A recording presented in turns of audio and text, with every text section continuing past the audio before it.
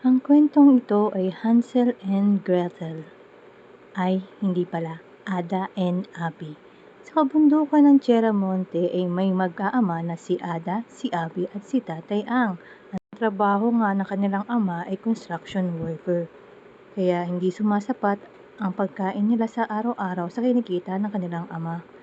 Umalis nga ang kanilang ama para magtrabaho. Naisipan nga ng dalawa na pumunta sa kagubatan at para maghanap ng makakain para makatulong sa kanilang ama. At nag-iwan nga ng palatandaan si Ada para hindi sila maligaw at agad din silang makabalik sa kanilang tahanan. Subalit hindi nila namamalayan na tinutok pa pala at kinakain ng matabang bibi ang palatandaan na iniwan ni Ada. Yung pabalik na nga sila ay hindi na nila makita ang daan at tuluyan na nga silang naligaw at may nakita silang matabang ibon na kulay puti at sinundan nga nila ito. At sa kalagitnaan nga ng kabundukan ay may naamoy silang matamis at napakasarap at nakita nila ang bahay ng puno ng candy at tsokolate at sila'y natuwa. Wow! Mga candy ang dami! At lumabas nga ang matandang babae at nagwika. Mga bata, alam kong pagod kayo at gutom. Halik kayo't pumasok sa aking tahanan at magpahinga at kumain muna. Tuwang-tuwa nga yung dalawa nung makita yung mga candy at chocolate. Agad nga nila itong kinain na sa sobrang gutom nila. Sa kabusugan nga nila sila'y inantok at sila'y nakatulog. Samantala naman si Abby ay bigla naman din nagising. May naaamoy kasi siyang masarap at nakakaramdam na naman siya ng gutom. Tinanong nga niya yung matandang babae, Lola, ano po yung iniluluto niyo?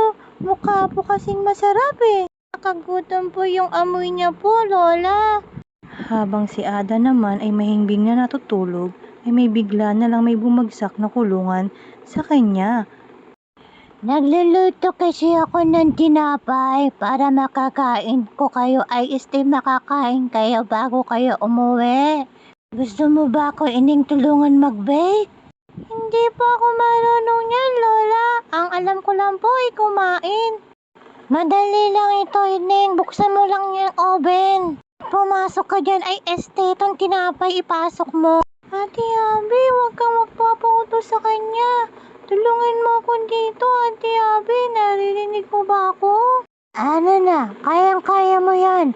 Ipapasok mo lang tong mangkok sa oven. Hindi po talaga ako marunong dyan, Lola. Kayo muna, tapos ako po. Paano po ba? Ay, ikaw bata ka. Napakadali lang. Ganito lang, ipapasok mo lang yung sarili mo. Ay, labas mo ako dito. Wow, ang talino mo, Ate Abby. Siyempre, ako pa, no? Nagmadali nga silang lumabas sa tahanan ng matandang babae at ligtas nga silang nakalayo. Ang isang problema nga lang ay hindi na nila makita ang daan pa uwi sa kanilang tahanan. Nako po, yari tayo nito. Baka nag-aalala na ang tatay natin. Hindi natin alam kung paano tayo makakatawid sa ilog na ito. Ayun, Ate Abby, yung matabang bibi. Sumakay tayo sa kanya para makatawid tayo sa kabilang ilog. Yay! Makakauwi na rin tayo kay tatay.